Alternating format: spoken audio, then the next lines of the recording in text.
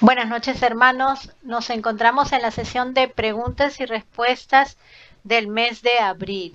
Y vamos a iniciar con una pregunta bien interesante que, por cierto, fue motivo o fue leído un texto alusivo a esta pregunta, ¿no? Como siempre, la espiritualidad nos da señales, nos da mensajes y, bueno, no se trata, el tema no es general, pero la primera pregunta sí trata, es alusiva al ítem que hemos leído del Evangelio el día de hoy. Entonces, la pregunta dice así: ¿cómo ve la doctrina espírita el tema de la adopción? El plan reencarnatorio establece que la persona sea adoptada. Y vamos a pasar a la primera respuesta, que sería de Eva. Eva, te escuchamos. Buenas noches, hermanos, ¿cómo están? Qué interesante esta pregunta. Bueno, sabemos que todo lo que se dé en el mundo con respecto a nuestras vidas, a nuestras experiencias, todo está ya previsto por la espiritualidad. Entonces, si una persona viene a este mundo y queda huérfano o abandonado y es adoptado, todo tiene una razón de ser, todo tiene un porqué, eso sí lo sabemos. Entonces, obviamente, en el plan reencarnatorio, el hecho de que una persona sea adoptada no va a afectar en este sentido, porque hay una razón por la cual esta persona tiene que pasar esta experiencia, esta vivencia de ser adoptado. Entonces, yo creo que no afecta en absoluto, es parte de ya un plan de lo que nos toca vivir, de la experiencia que nos tenga que haber tocado vivir, eh, como lo dijo ese momento el Evangelio, ¿no? Tengamos esa misericordia, tengamos ese amor y que, bueno, lamentablemente estamos en la tierra, no estamos en el paraíso, y a veces hay personas que adoptan a niños, pero no les dan el amor suficiente y a veces hasta son maltratados y a veces sí son queridos, sí son cuidados. Entonces es algo que no podemos determinar, pero eso también ocurre en los hogares donde los hijos son propios. Todo puede ocurrir, que puedan tener amor o desamor, pero todo es por una razón de ser. Entonces, bueno, esa es mi respuesta. Gracias. Gracias, Evita. Vamos a pasar ahora a la respuesta de Rosalía. Rosalía, te escuchamos. Buenas noches, queridos hermanos. Bueno, la doctrina espírita acepta la adopción, ¿no? O sea, lo ve con buenos ojos porque es una obra de amor, es una obra inmensa de que dos padres adopten a un niño que no es suyo biológicamente, ¿no? Entonces es una obra inmensa, es la demostración de un gran amor y esta situación ocurre sí porque puede ser parte de un plan reencarnatorio ya establecido, porque nada es casualidad, ¿no?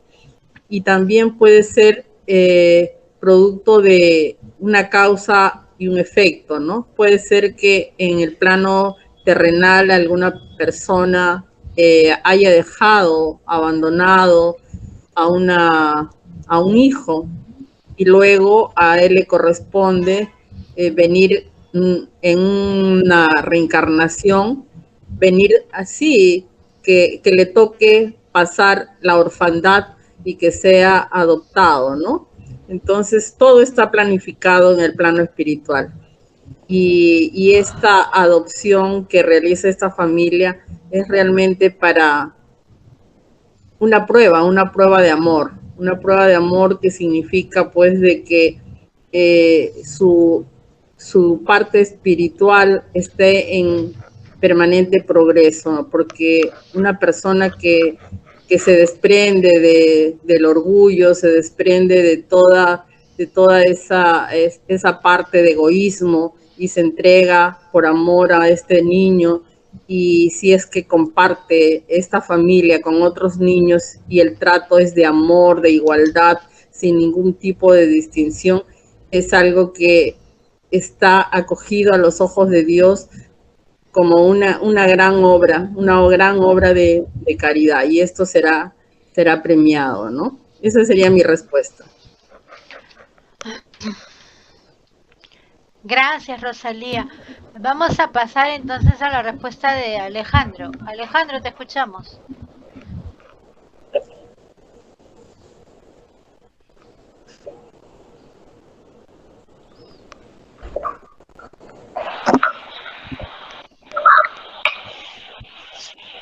Sí, definitivamente la doctrina espírita ve con buenos ojos, con ojos positivos, la adopción a un niño que ha quedado huérfano, definitivamente, ¿no? Y es parte del amor al prójimo, como comenté hace un momento, es parte del amor que Jesucristo nos enseñó a todos para poder dar ese amor a todos nuestros hermanos, ¿no? Porque todos somos hermanos, ¿no? El hecho de adoptar a un niño, claro, físicamente es una persona que recién la estamos conociendo, pero espiritualmente es nuestro hermano, ¿no? Y de eso se trata, ¿no? De poder dar el amor al prójimo en todo momento. Y con respecto a la segunda parte de la pregunta, que se refiere, definitivamente la adopción forma parte también de un plan ya preconcebido por el mundo espiritual, ¿no? Y este caso puede deberse a de que ese niño en una vida anterior también hizo algo similar, donde abandonó a un niño, o un hermano, un familiar, y ahora le toca, digamos, resarcir, ¿no? Toda esa falta que cometió en una vida anterior. Definitivamente todo esto obedece ya a planes preconcebidos por el mundo espiritual, ¿no? Y si ese niño le corresponde ser adoptado es porque ya está establecido en el mundo espiritual. Y en la reencarnación, en el momento de la reencarnación, ese niño de una u otra forma pidió también ser o poder resarcir esa falta que cometió en una vida anterior, ¿no? Entonces todo obedece a algo ya planificado, como bien lo decía también y lo ha manifestado Rosalía, ¿no? En su explicación anterior. Esa es mi apreciación. Gracias. Gracias, Alejandro. Vamos a pasar a la respuesta de Giancarlo. Vamos a recordar primero la pregunta nuevamente, ¿no? ¿Cómo ve la doctrina espírita el tema de la adopción? El plan reencarnatorio establece que la persona sea adoptada. Pasemos a la respuesta de Giancarlo, entonces. ¿Qué tal? Buenas noches, hermano. Gracias por la pregunta.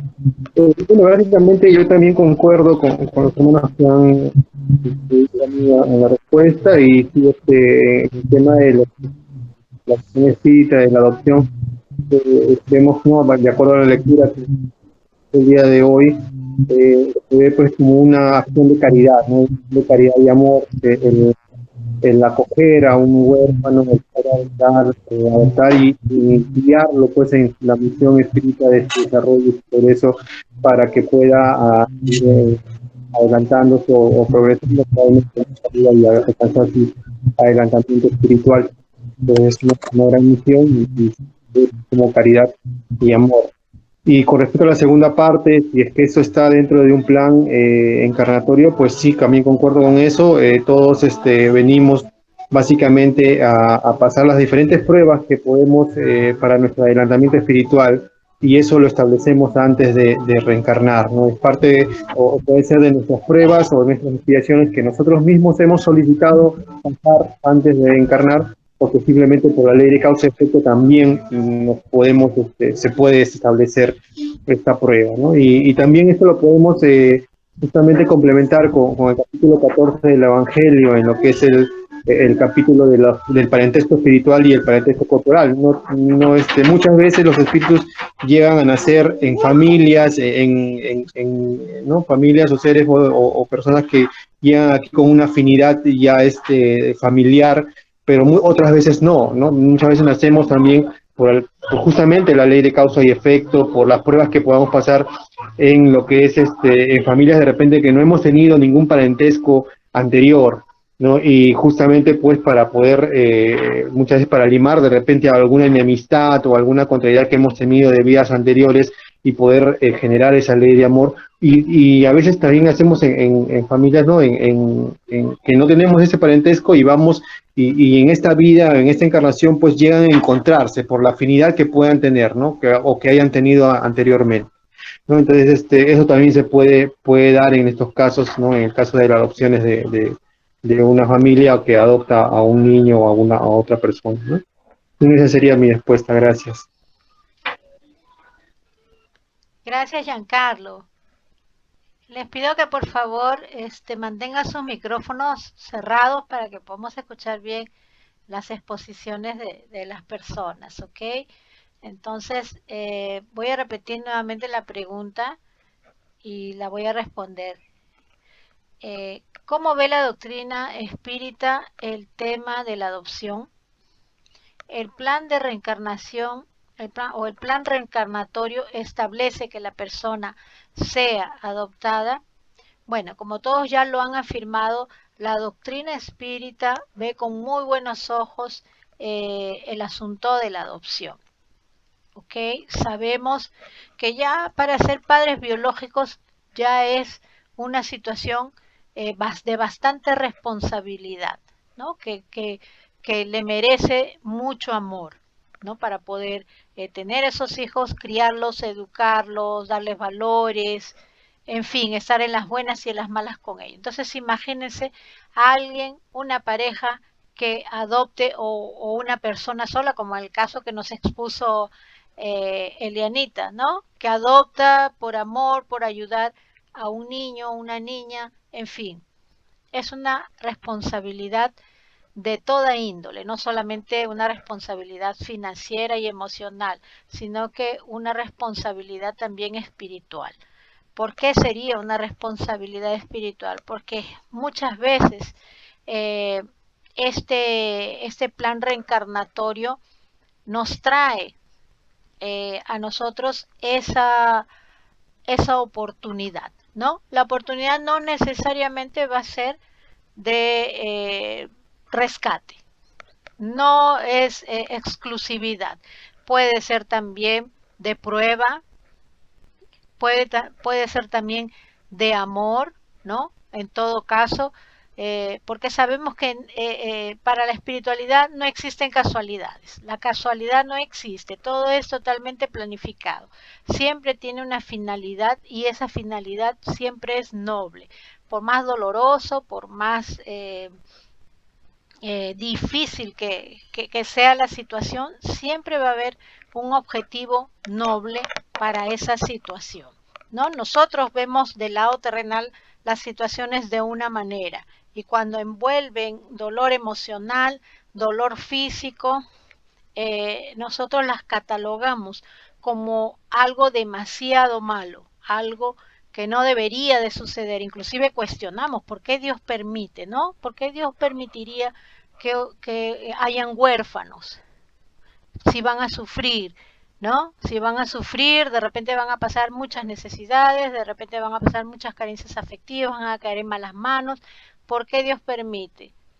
Es porque es necesario muchas veces el pasar por esa situación de orfandad para que ese espíritu que antes fue otra persona y no es el niño de ahora pase.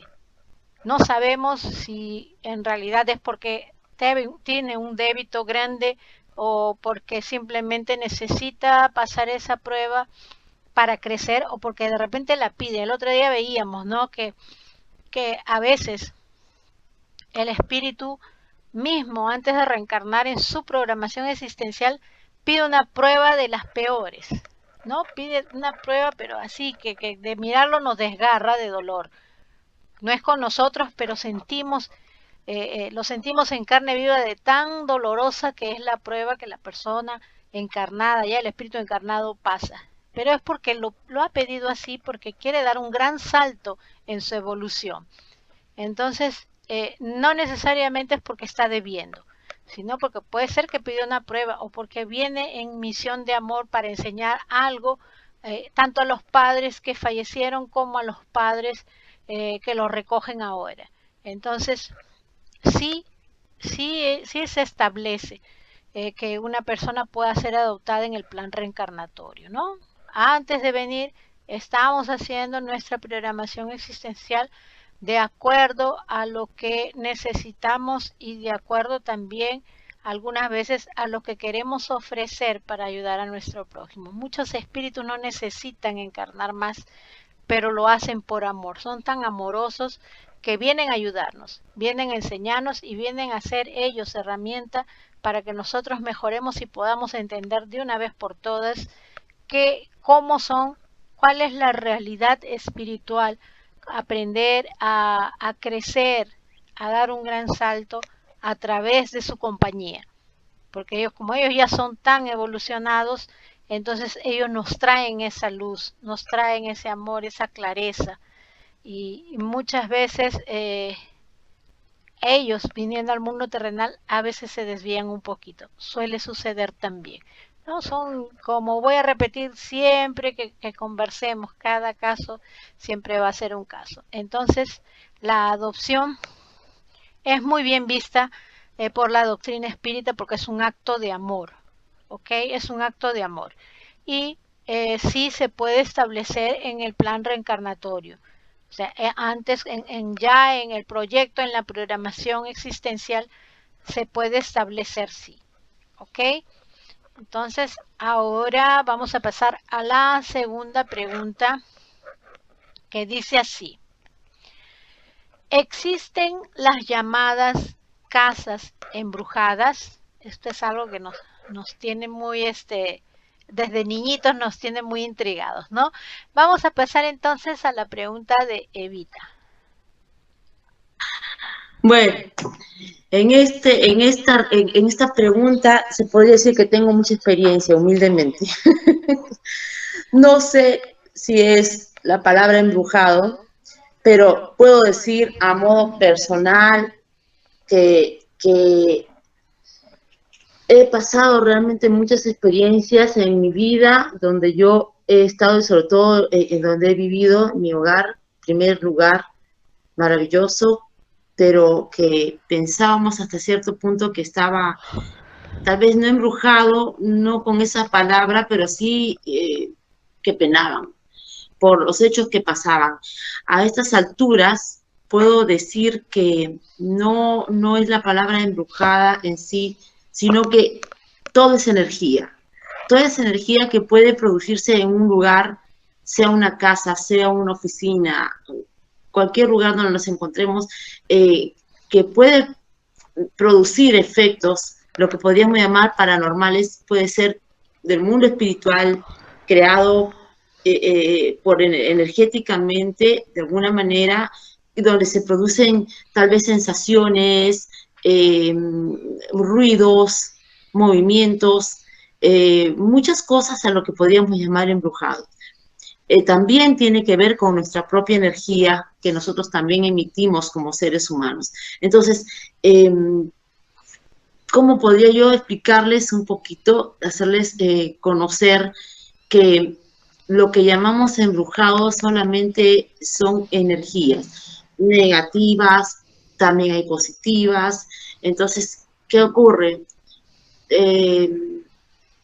Cuando acontecen situaciones raras, distintas, que no es del día a día, como acabo de decir, tal vez cuando tenemos esas sensaciones raras que nos pueden dar escalofríos, cuando vemos sombras pasar, cuando sentimos ruidos o escuchamos voces que nos llaman de alguna manera o ruiditos, no sé si les ha pasado que ustedes a veces suenan como que juegan bolitas, y eso pasa en las noches, en las madrugadas, y no hay cómo, cuando juegan las canicas, no sabes de dónde viene porque hay niños por ahí. O sea, muchas cosas, muchos acontecimientos que podríamos llamar paranormales, no necesariamente tiene que ser embrujado. Es todo es energía.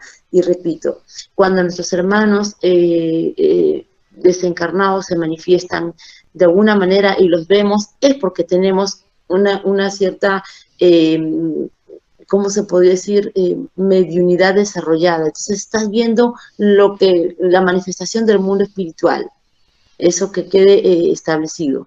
Pero también, y ahora lo sé más que nunca conversando con Ana Cecilia, que luego sé que en algún momento nos va a dar una explicación o una clase de eso, que también entiendo que ciertas cosas las generamos nosotros con nuestra energía. Entonces, esa es mi respuesta para mis hermanitos en general. Gracias. Gracias, Evita. Vamos a pasar ahora a la respuesta de Rosalía. Rosalía, ¿existen las llamadas casas embrujadas?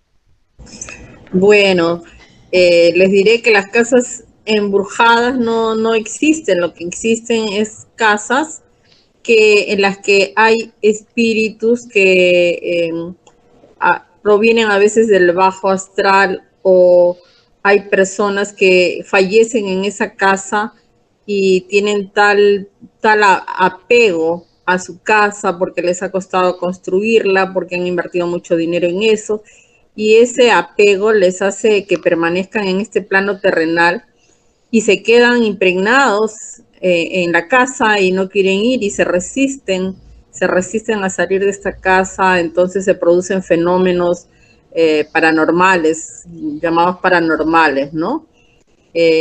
Conozco casos de personas que no pueden vender una casa porque existen ruidos, existen acciones que aterran a las personas que quieren entrar a ver, porque se aparecen sombras, hacen ruidos, ¿no? Y esto es producto de espíritus que no quieren irse al plano espiritual porque tienen apego a muchas cosas, hay algo que los ata ahí, y entonces son fenómenos paranormales que se llaman casas embrujadas, pero en realidad son casas que tienen efectos paranormales, como vuelvo a repetir, producto de espíritus que están en la casa. Embrujada sería pues no aseverar que existen brujas, ¿no? Y lo que no existe son brujas, ¿no? Entonces, eso es lo que les podría decir, ¿no? Para mí las casas embrujadas no existen, sino casas que están posesionadas por espíritus que no quieren partir al plano espiritual y que desean quedarse por apego a esta casa o por algún fin que les hace permanecer en ese lugar, ¿no? Espantando a todas las personas que quieran entrar a esa casa. Es lo que les podría decir. Gracias, Rosalía. Vamos entonces a la respuesta de Alejandro. Alejandro, ¿existen las llamadas casas embrujadas?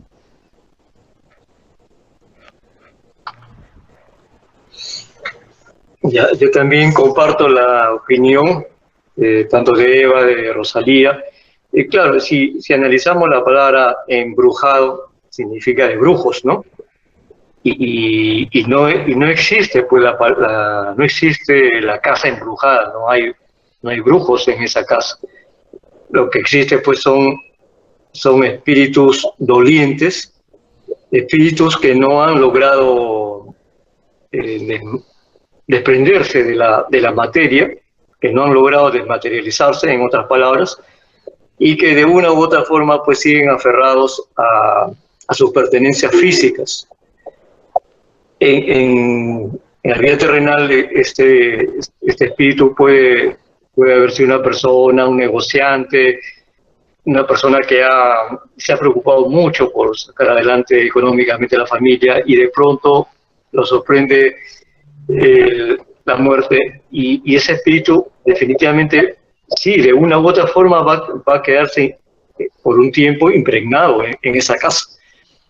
Por lo tanto, se vuelve un espíritu desencarnado, pero doliente, y que no ha logrado todavía desmaterializarse por completo de las cosas físicas de este mundo.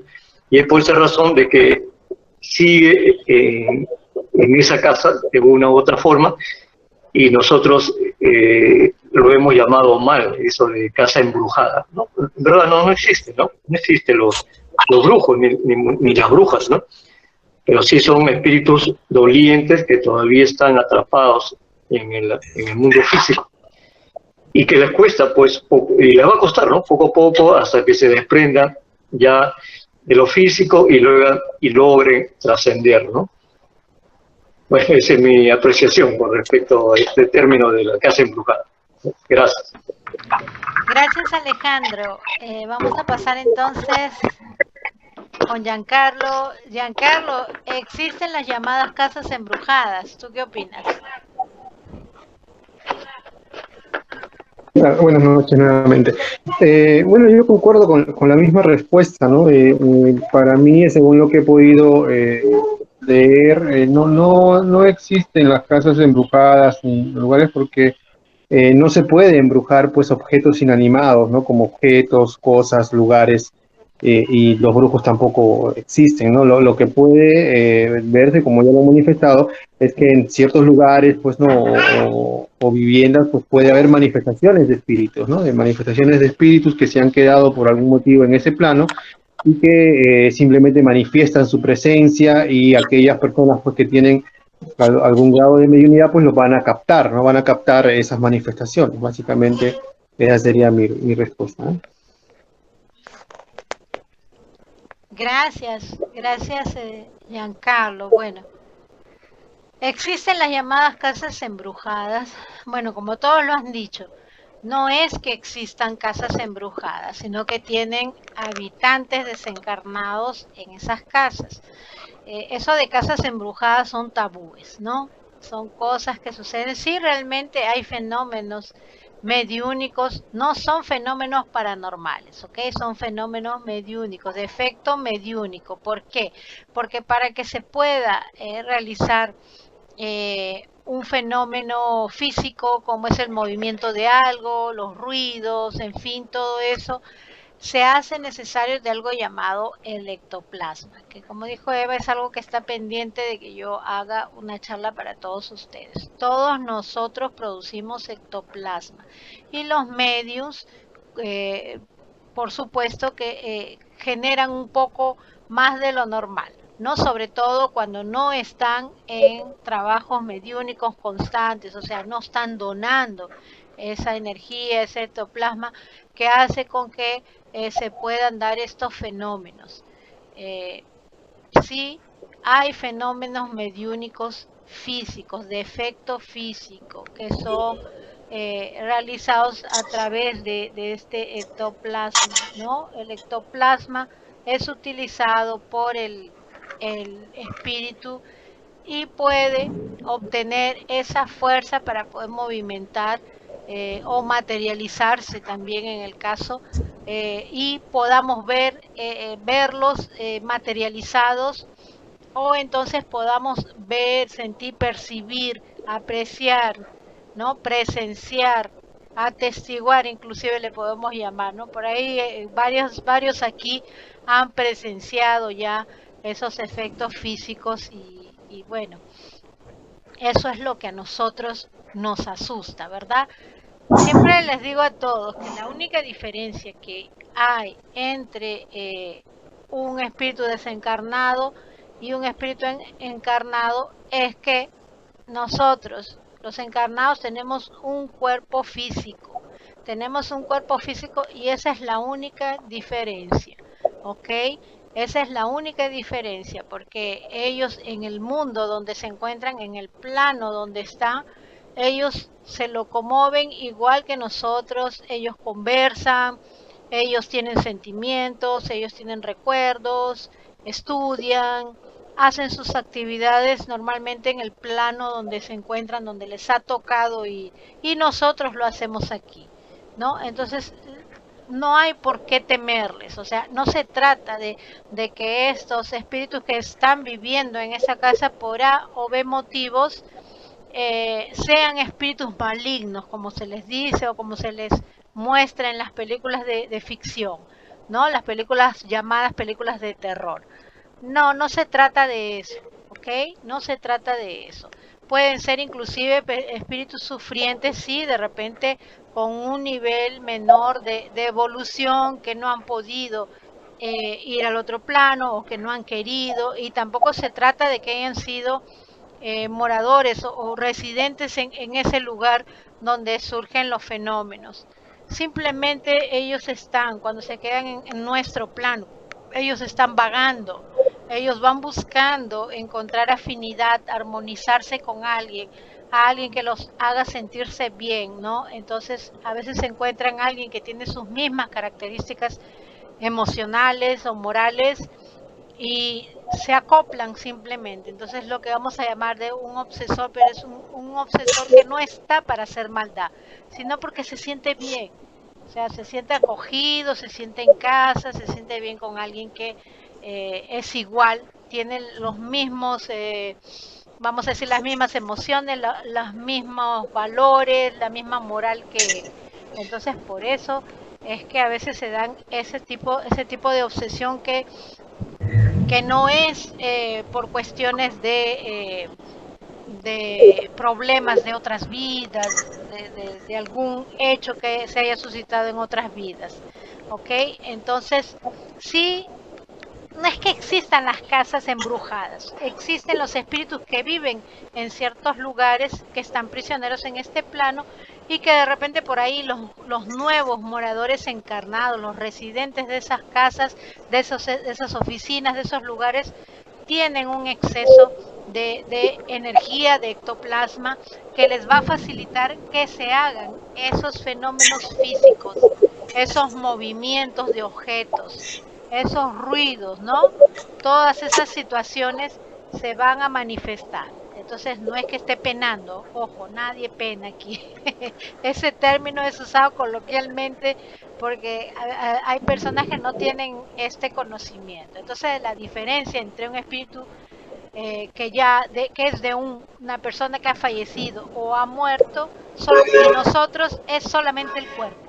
¿Okay? Solamente el cuerpo es la diferencia. También tienen sentimientos, también tienen emociones, también tienen pensamientos, también extrañan, en fin, todo eso. Y así como nosotros saben diferenciar el bien del mal. Y así como nosotros también pueden hacer el bien o el mal, pero no en esa intensidad que vemos en las películas, ¿ok? Entonces, esa sería mi respuesta. Entonces, la siguiente pregunta dice así. Las mascotas que perdimos, ¿no? Quiere decir que desencarnaron. ¿Volveremos a encontrarlas en el plano espiritual? Vamos a la pregunta a la respuesta de Evita. Te escuchamos, Eva. ¿Qué tal, hermanito? Bueno, bueno, yo considero que sí. Ahora, sabemos también que ellos van a una ciudad espiritual, si mal no recuerdo, se llama el Rancho Alegre, gracias a una charla que nos dio Ana Cecilia, una de las más lindas, donde hablan de nuestras mascotas. Entonces, ellos también tienen un proceso evolutivo, ellos también son preparados por espíritus angelicales, por decirlo de alguna manera, que también los ayudan a evolucionar. Inclusive dice que muchas veces ellos por un tiempo se quedan, después de que se encarnaron, se quedan en el entorno a nosotros para cuidarnos aún, pero también tienen que ir a ciertas ciudades preparadas para ellos, para los animalitos, porque obviamente, o nuestros hermanos menores, como los llamamos, porque ellos también, por la ley de la evolución, tienen que evolucionar. Recordemos que nosotros hemos pasado para llegar a ser humanos por todos los procesos, muchos procesos. Entonces, ellos también están en ese proceso y por lo tanto, muchas veces sentimos que nuestras mascotas nos entienden tanto y hay tanta afinidad entre nosotros y ellos. A veces, inclusive, no son nuestras mascotas las que viven en nuestras casas, las que nos hacen sentir esa ternura. A veces en la calle nos encontramos con un animalito, un perrito, un gatito que nos inspira un amor raro, ¿no? No solamente la bondad que las personas pueden tener para ellos, sino algo más, va más allá, y es que hay una conexión. Entonces, tanto como es allá, es acá, y es probable que allá nos encontremos con ellos también, aunque ellos continúen con su proceso evolutivo, como es con los humanos, ¿no? O sea, como acá decía Ana Cecilia, cada uno va donde tiene que ir, para nuestro adelantamiento espiritual. Lo mismo pasa con ellos, pero es probable que nos encontremos con ellos y tal vez haya un entendimiento mejor. Debe ser maravilloso, supongo yo, que haya un contacto y que nuestros animalitos puedan comunicarse de otra manera con nosotros y ellos también tengan que continuar. Entonces sí considero que nos podamos encontrar con ellos. Esa es mi respuesta. Gracias. Gracias, Evita. Vamos a pasar a la respuesta de Rosalía.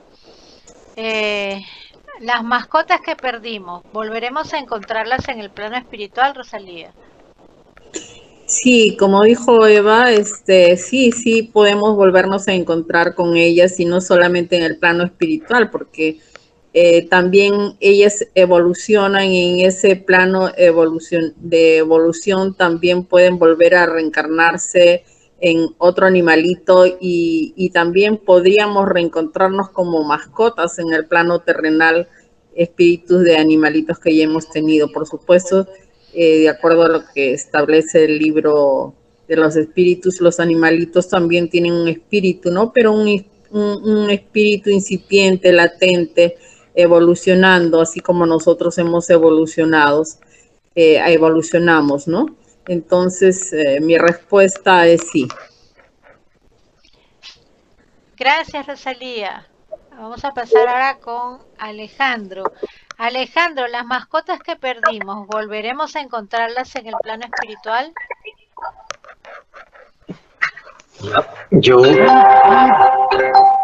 Yo considero que sí también. ¿Por qué? Porque la doctrina espírita nos enseña que nuestra alma, antes de ser o de ocupar un cuerpo humano, primeramente hemos tenido que pasar por el conocimiento de los minerales, luego ya ese principio de alma que comenzó en un mineral, luego, como ha tenido ya una cierta evolución, luego pasa a un ser animal y luego, ¿no? Y luego ya está en condiciones de encarnar en un ser humano. Por lo tanto, si hemos tenido nosotros ese proceso, es de pensar, es de deducir de que sí podemos encontrarnos con nuestras mascotas, nuestros seres queridos, que lo hemos tenido, ¿no? Acá en el mundo físico como una mascota, que es un ser querido definitivamente. Ya, entonces no es producto de una casualidad, sino que todo obedece pues a un plan preconcebido, ¿no? Y es parte de la relación que existe entre la naturaleza propiamente y el ser humano. Y cuando yo digo naturaleza, pues nos referimos tanto al mundo mineral, al mundo vegetal y al mundo animal y al ser humano. Entonces todo está relacionado, ¿no? Un mundo con todos. Entonces todos formamos parte de un todo. No es que una roca, una planta o un animal sea independiente de nosotros. Todos formamos parte de un todo y esa es la maravilla de la naturaleza, ¿no? Entonces, sí, yo considero, de acuerdo a los conocimientos espíritas, que hay bastantes probabilidades que nosotros nos podamos encontrar con nuestras mascotas, que las tuvimos hace mucho tiempo, cuando éramos niños, y ahora en la actualidad también siendo mayores. Y eso explica también el amor que sentimos, ¿no? Cuando salimos a la calle y vemos a un perrito, a un gatito, a un lorito, ¿no? A cualquier animalito, ¿no? Que podamos ver. Y al sentir ese amor es parte de esa relación que existe en toda la naturaleza. Entonces sí, considero que es bastante probable, ¿no? De acuerdo a los conocimientos espíritas, que nos podemos encontrar con nuestras mascotas. Esa es mi apreciación. Gracias. Gracias, Alejandro. Vamos a ver qué nos dice Giancarlo. Giancarlo, las mascotas que perdimos, ¿volveremos a encontrarlas en el plano espiritual? Bien, con respecto a esa pregunta, de lo que he podido leer en el libro de los espíritus, en el plano espiritual es muy difícil que podamos volvernos a encontrar con el espíritu de estas mascotas que perdimos. Según la pregunta 600, si mal no recuerdo, que se pregunta si el espíritu de los animales son espíritus errantes, y la respuesta es que no. Básicamente ellos no son espíritus errantes como un espíritu de un humano, de una persona, ¿no? Que sí por su libre albedrío puede estar y quedarse en un plano o ir a la luz o ir evolucionando dependiendo de sus acciones. En cambio, los animales no es así, ellos no son espíritus errantes y básicamente ellos mantienen su individualidad como espíritu, pero no su conciencia. Y básicamente hay espíritus pues elevados, como mencionaron, que se encargan de su evolución de estos animales, del espíritu de estos animales, que básicamente cuando ellos mueren, el espíritu llega a un plano y es utilizado casi inmediatamente, ¿no? Por estos espíritus que se encargan de su retorno al plano material. Y no teniendo tiempo suficiente como para relacionarse con otros espíritus de otras criaturas. Eso básicamente es lo que pude leer en el libro Los Espíritus. Entonces, basado en eso, yo considero que tal vez en el plano espiritual no podríamos encontrarnos con esas mascotas que tuvimos en el plano terrenal, ¿no? Que si nosotros llegamos al lado espiritual, pues no los vamos a encontrar porque ellos básicamente están regresando al mundo material casi instantáneamente después de su muerte, según lo que menciona. También para su progreso ¿no? y su evolución, ¿no? de esos espíritus animales. Eso sería mi respuesta. Gracias, Giancarlo. Antes de dar mi respuesta, voy a leer otra vez la pregunta. Dice, las mascotas que perdimos, ¿volveremos a encontrarlas en el plano espiritual?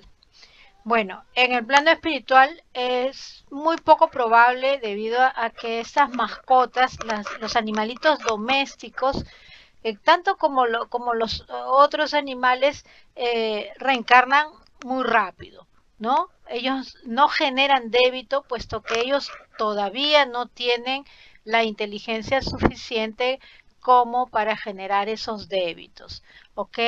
En el plano físico sí, más bien sí, en el plano físico es más fácil de encontrarlos porque como reencarnan tan rápido, es probable que regresen a nosotros nuevamente como mascotas. O sea, nuestra existencia es mucho más larga que la de ellos, ¿no? Hasta terrenalmente es mucho más larga que la de ellos. Entonces, es probable que en este plano sí las podamos encontrar. ¿Que existe una colonia de animalitos? Por supuesto que existe. Que los animalitos reencarnan también en diversos planetas, también. Quiero explicarles rápidamente, ya que Alejandro tocó un poco el tema. Es verdad que nosotros venimos del principio espiritual. El principio espiritual no es un espíritu, ojo, es el principio espiritual, ¿ok? El principio espiritual tiene que pasar por los reinos mineral, vegetal y animal antes de que él pueda pasar o completa esos tres procesos, y esos tres procesos son milenios y milenios de reencarnaciones. Por eso es que ellos reencarnan bien rápido. Milenios y milenios de reencarnaciones, porque cuando pasan ellos, el principio espiritual pasa al plano mineral, perdón, al reino mineral, ellos van a aprender la unión de esas moléculas, se les van a aprender la sobrevivencia de esas moléculas que hacen parte de ese principio espiritual. Cuando pasan al reino vegetal, ellos van a aprender la sensibilidad, y cuando ya pasan a la parte del reino animal, es para ellos aprender a movimentarse y aprender a acentuar más el instinto, ¿ok? Después que eso sucede, se ha completado el proceso de individualización y ahí pasa a ser un espíritu. Eso que era el principio espiritual pasa a ser ya un espíritu, y ahí se le da la inteligencia y el libre albedrío. Entonces, a partir de ahí ya comienza a encarnar en el mundo minal. ¿Por qué nuestras mascotitas son más evolucionadas? Porque ya han pasado todo eso. A veces nosotros decimos, ay, a mi perrito, a mi gatito le falta hablar. Es porque ellos ya están listos, prácticamente listos para ya convertirse en espíritu. No es que ellos no tengan un espíritu, pero todavía les falta complementar ese proceso de individualización que los va a convertir en un espíritu para que ellos ya pasen a reencarnar en el reino ominal, que es el nuestro. Entonces, los que son mascotitas y están con nosotros, tipo así, haciendo sus prácticas con nosotros, ellos son los que ya están a un paso de ser, de venir como seres humanos. Por eso que a ellos se les da esa oportunidad de regresar hacia nosotros. Ellos tienen mucho que aprender y regresan hacia nosotros. Hay muchos animalitos que nosotros decimos, qué inteligente, cómo aprende rápido. Claro, ¿no ves que ya pasó todo eso? Ya pasó por diversos planetas, sobre todo en la parte del reino animal, que es donde más se alimenta el principio espiritual. Donde más se alimenta cuando está en la fase animal es cuando ya está completando el proceso de individualización. De ahí ya pasa a ser un espíritu y, como les repito, se le da la inteligencia y el libre albedrío. A partir de ahí ya viene como un ser humano, pero todavía va a reencarnar no aquí en este planeta, sino va a reencarnar en los planetas primitivos, porque tiene mucho que aprender como ser humano, como los que somos del reino ominal. Entonces ese es todo un proceso, ¿ok? Que sí tienen su colonia donde descansan, sí la tienen. Sobre todo estos que son las mascotitas, estos que están a un paso de convertirse ya totalmente en espíritus, porque lo único que les falta es la inteligencia. No sé si recuerdan que en esa charla que mencionó Eva, vimos también que ellos tienen un grado de mediunidad. No podemos llamarlos de mediums justamente porque les falta ese toque de inteligencia que tienen los seres humanos para que ellos puedan establecer una comunicabilidad con espíritus desencarnados. Ellos no pueden hacerlo. ¿Por qué? Porque les está faltando completar el proceso de individualización y convertirse ya en espíritus con inteligencia, porque el resto ya lo han pasado, ya han ido teniendo miles de existencias como mineral, como vegetal y como animal. Lo último del reino animal es esta fase doméstica, donde ellos conviven con el reino nominal de cierta manera, porque ya están preparaditos casi. Por eso nuestros animalitos son tan inteligentes, tan cariñosos, saben ganarse, pues saben incentivarnos, saben ganarse el cariño de nosotros y nos demuestran ya unos rasgos de cierta inteligencia que no es total. Entonces quería aclarar ese punto y es posible que de repente coincidamos en los desencarnes y podamos verlos de sopetón en el plano espiritual, pero más probable es en el plano terrenal, cuando ellos regresan a nosotros como una nueva mascota o como la mascota de nuestro sobrino o de nuestro vecino, en fin, pero regresan sí, ¿ok?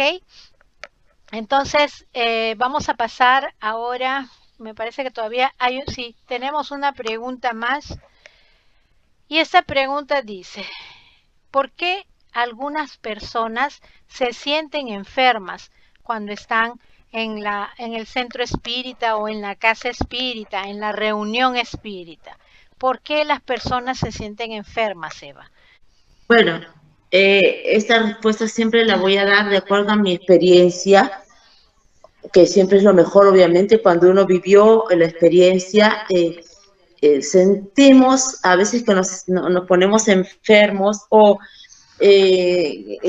como me pasó cuando recién iba al centro espírita, me dormía, sentía taquicardia, me sentía mareada, veía muchas cosas, estaba totalmente cargada energéticamente y es justamente por eso. Un centro espírita siempre está siendo visitada o llena de espíritus. y el que tiene mediunidad, pues obviamente se energiza más. Entonces, hasta que no aprendamos a equilibrarnos, como nos enseñaron en el centro espírita, hasta que cuando estudiamos, cuando tomamos conciencia de lo que somos y cómo debemos llevarlo, entonces es ahí donde empieza el equilibrio y empezamos a sentirnos mejor. Entonces, poco a poco uno va mejorando con el tiempo, uno va aprendiendo cómo equilibrarse, sobre todo en los momentos en que hay trabajo espiritual. Entonces, cualquier medium que esté empezando a trabajar recién, cualquier medium que está comenzando a reconocer su mediunidad, va a sentirse enfermo en el centro espírita, no porque sea malo, sino por la cantidad, obviamente, de energía que recibe, que en el entorno en que está. Entonces, de muchas maneras se puede manifestar esa supuesta enfermedad, ¿no?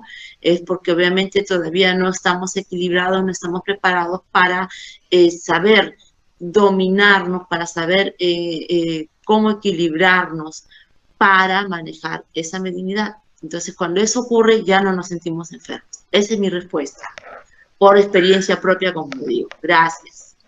Gracias, Evita. Rosalía, ¿por qué algunas personas se sienten enfermas cuando están en el centro espírita, en la casa espírita o en una reunión espírita? Bueno, considero que podría sentirse mal porque tienen cierta sensibilidad mediúnica y que no la saben manejar. Entonces, es un centro energético donde pueden haber espíritus que percibe esta persona y pueden ser que la estén obsesionando de acuerdo a la sintonía que tengan, ¿no? O hayan llevado a este centro un espíritu obsesor que no quiere que permanezca ahí, porque va a ser instruida, va a ser capacitada, va a ser enseñada cómo manejar su mediunidad o hacer trabajos de desobsesión, ¿no? Entonces este espíritu definitivamente no quiere desprenderse de esta persona que viene siendo obsesada, ¿no? Y que a veces la espiritualidad permite que entre este espíritu al centro espírita, lo permite porque quiere realmente que este espíritu sea tratado, sea adoctrinado para ser encaminado, ¿no? Entonces a veces se lucha contra el mismo impedimento que pone este espíritu de no querer evolucionar, ¿no? Porque se va a aprender a la casa espírita y son llevados por los espíritus superiores y puede ser influenciada esta persona porque es un medium, ¿no? Que no está todavía manejando su mediunidad. Esa podría ser una de las causas. Esa sería mi respuesta, Ana C. Gracias, Rosalía. Vamos a pasar a Alejandro. Alejandro, ¿por qué algunas personas se sienten enfermas cuando están en el centro espírita, en la casa espírita o en alguna reunión espírita? Bueno, considero que hay dos posibles respuestas, ¿no? Una de ellas es cuando no estamos del todo preparados, porque nuestro conocimiento al principio, ¿no? Están centrados en cosas físicas, y cuando vamos por primera vez, como ha sucedido muchas veces, ¿no? Cuando vamos por primera vez a un centro espírita, lógicamente vamos a sentir un contraste, porque vamos a recibir una influencia de fuerzas o energías, ¿sí? Energías que en ese momento no están en nuestro conocimiento, ¿no? Me refiero cuando una persona va por primera vez, ¿no? Entonces, lógicamente va a haber un contraste con esas fuerzas o esas energías y con nuestra preparación física nada más que tenemos, ¿no? Entonces, por ese contraste de energías sería la posible razón por la que nos sentiríamos mal, ¿no? Cuando vamos por primera vez.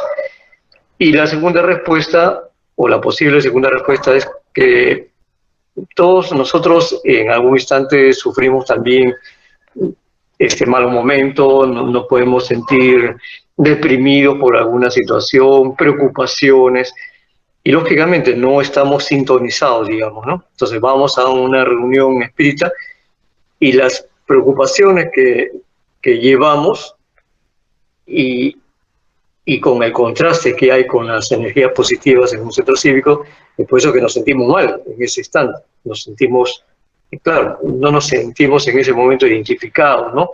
¿Por qué? Porque estamos llevando una preocupación, una molestia, ¿no? Preocupaciones económicas, fastidios, peleas en el trabajo, en el hogar, etcétera, etcétera.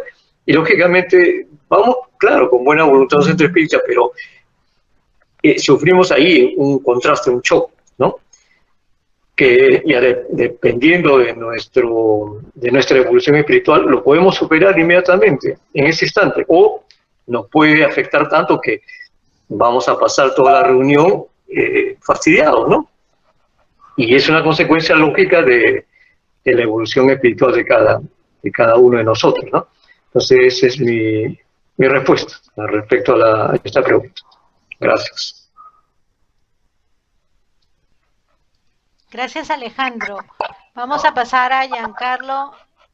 Giancarlo, ¿por qué algunas personas se sienten enfermas cuando están en el centro espírita o en la casa espírita o en una reunión espírita? ¿Qué tal?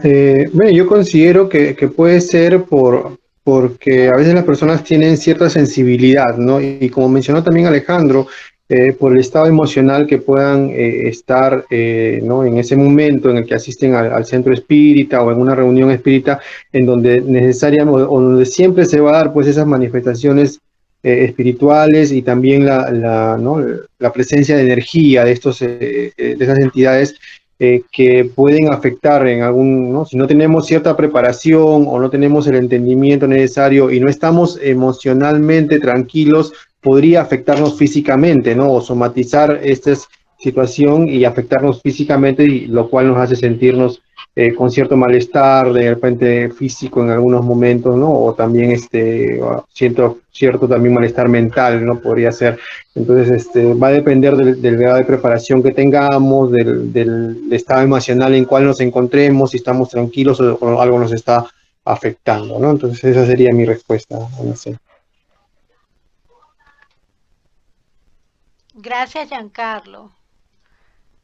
Silvia, ¿por qué algunas personas se sienten enfermas cuando están en el centro espírita o en la casa espírita o en alguna reunión espírita? Buenas noches, hermanos. Bien, si bien es cierto, todos tenemos mediunidad, todos somos medios porque tenemos la posibilidad de comunicarnos con espíritus desencarnados, algunas personas vienen con una mediunidad más ostensible, es decir, más desarrollada. Cuando todavía no se está preparado, cuando todavía no aprendemos a manejar esta facultad, en las primeras oportunidades que va a un centro espírita que está con tanta energía, y si no estamos preparados y si no estamos equilibrados, ¿no? Podríamos sintonizar con espíritus menos evolucionados y estos provocarnos cierto malestar. Esa es una posibilidad.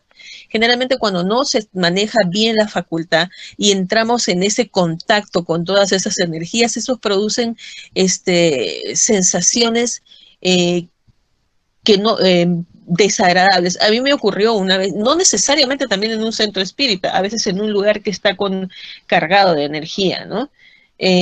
Yo recuerdo una vez que entré a una casa y al rato sentí náuseas, ¿no? Sentí ganas de vomitar, sentí incluso como si tuviera una resaca, me sentí intoxicada, mal.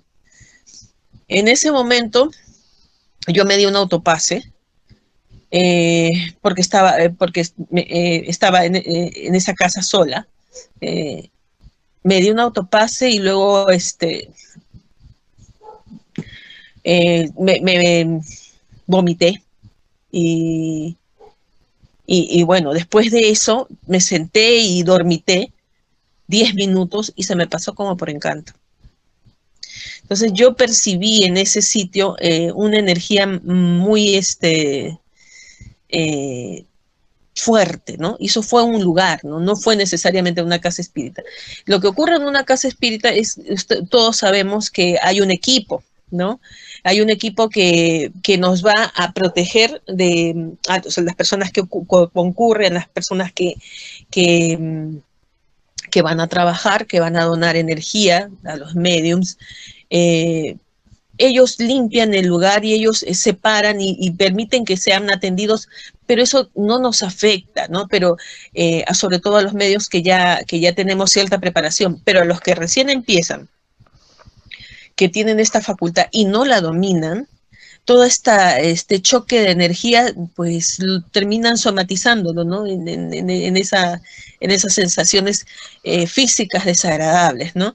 Que conforme vayan preparándose, conforme vayan equilibrándose y vayan moralizándose, ¿no? En el conocimiento de la doctrina espírita y siguiendo el ejemplo de Jesucristo, que es nuestro ejemplo a seguir, ¿no? Con su mensaje de paz, de amor, de misericordia, que va a hacer que toda nuestra energía se equilibre, que nuestro pensamiento se equilibre, que nuestras emociones se equilibren, que nuestra vibración esté sintonizada en un nivel vibratorio, pues, o sea, nos colocamos en un nivel vibratorio positivo y canalizamos energías o espíritus positivos. Y a su vez, pues, vamos a poder manejar esto sin tener este tipo de malestares. Al principio ocurre, pero conforme nos vayamos preparando, conforme vayamos aprendiendo a manejar esta facultad, eso ya va a dejar de ocurrir. Ya lo hemos visto ya. Pero así es, ¿no? No a todos les ocurre, ¿eh? No a todos les pasa, pero a algunas personas sí. Pero con el tiempo y la preparación, eso pasa. Esa sería mi respuesta. Gracias, Silvia. Gracias. Antes de, por favor, revisen sus micrófonos. Antes de contestar, voy a leer otra vez la pregunta. ¿Por qué algunas personas se sienten enfermas cuando están en el centro espírita o casa espírita o en alguna reunión espírita? Bueno, normalmente es por desequilibrio cuando son medios ya o no necesariamente cuando son medios ostensivos.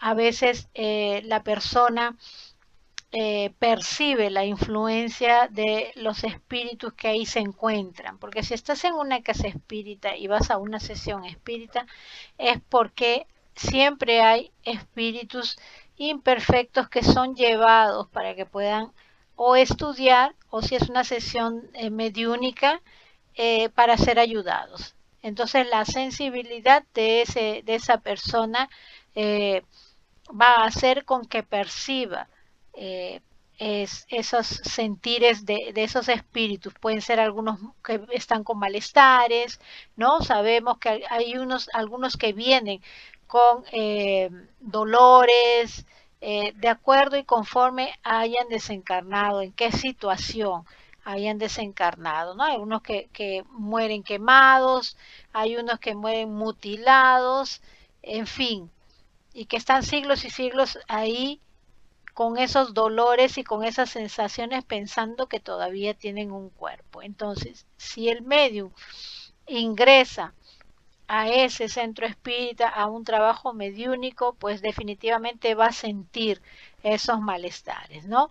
Ahora, también puede ser por la compañía espiritual que esa persona, sea medium ostensivo o no, sea medium trabajador o no, tenga, ¿no? De repente está en algún estado de obsesión y el obsesor no le permite que ese medium se esclarezca, que adquiera conocimiento. Hay algunas personas que vemos que se duermen en la charla espírita, ¿no? Se duermen, se cabecean, ¿no? ¿Por qué? Porque justamente están conectadas a estos obsesores mentalmente y ellos hacen con que eso suceda.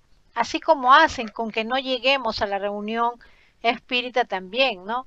Nos da flojera, sucede una cosa, se nos cae otra, en fin, cualquier cosa. Los obsesores se valen de muchas artimañas para que nosotros no entremos al mundo espírita a esclarecernos y no pongamos esa barrera entre ellos y nosotros. Entonces, muchas veces es eso. Ahora, cuando se tratan de dolores musculares, de dolores de cabeza, en fin, puede ser que estén percibiendo las sensaciones de espíritus desencarnados que ahí se encuentran. ¿Ok? Esto no quiere decir que esos espíritus nos están haciendo mal. No quiere decir. Esto quiere decir que la persona tiene una mediunidad un poquito más desarrollada de lo normal y que necesita equilibrarse. ¿Ok? Necesita equilibrarse. Ahora, personas que están en una reunión espírita, en una charla, que no sea una reunión mediúnica, sino una charla, un estudio, inclusive hasta una sesión de pases espirituales y que tienen esas sensaciones es porque definitivamente hay algo que equilibrar en esa persona. ¿Ok? Cuando uno está en una charla, cuando uno está en un estudio o cuando uno está recibiendo pases, de ninguna manera puede, o sea, no es normal que se tenga estas sensaciones de desequilibrio, porque son sensaciones de desequilibrio. Claro, como se dice, se excusa eso con el hecho de que la persona no esté esclarecida en cuanto a la mediunidad todavía, ¿no? Pero un medium que ya estudia, un medium que ya visita la casa espírita porque ya es frecuentador, no puede tener estas situaciones. Algo está pasando, ¿ok? Algo está pasando. Entonces, esas serían algunas de las razones por las cuales la persona se siente enferma. A veces se sienten con náuseas, a veces se sienten con dolores de cabeza, dolores musculares, sobre todo en la nuca o en la columna, en fin. Hay que ver qué tipo de sesión es en la que están participando. Si es una sesión mediúnica, puede deberse a la cercanía del espíritu comunicante o inclusive, y ojo, existe un preparo antes de iniciar una reunión mediúnica, existe un preparo donde la espiritualidad, el equipo de trabajo espiritual alinea al medium para que pueda trabajar y tiene ciertas sensaciones parecidas a esas. ¿Ok? Entonces, nuevamente digo, cada caso es un caso, pero hay que estar en constante vigilancia para que no nos suceda eso. No es normal que un medium esclarecido, un medium que ya tiene estudios, se siente enfermo cuando está en un centro espírita, en una reunión espírita o una reunión mediúnica. Algo está pasando.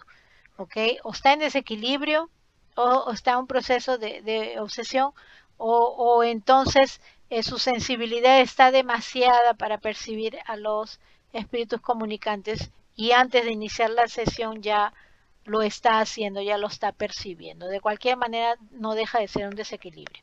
¿Ok? Entonces no sé si alguien más quiere hacer alguna pregunta o ya podemos pasar a lo siguiente. Sobre todo las personas que han estado escuchando las respuestas. Ceci, ¿Sí? a mí, a mí no me pasó en el centro espírita nunca, a mí me pasó en una casa. Claro, claro. La pregunta era en el centro espírita, ¿no? A las afueras siempre nos sucede a todos, ¿no? Uf, yo que lo diga, siempre nos sucede a todos porque no sabemos qué energía vamos a percibir cuando estamos caminando, cuando estamos yendo a visitar a alguien, ¿no? Pero en un centro espírita siempre hay buenas energías, siempre hay, y si son llevados espíritus imperfectos, de cierto modo son vigilados por los equipos de trabajo. Entonces, sí. El asunto del medium desequilibrarse en una mesa de trabajo es porque hay algo que no está bien con ellos. O sea, el permitir que un espíritu llegue con esa fuerza o de repente hasta con grosería depende del medium. no depende del espíritu. Quien comanda es el medium, no el espíritu comunicante. Entonces hay que tener vigilancia en eso. Correcto, Ceci. Gracias. Ok, a ver, entonces ahora pasamos a lo siguiente.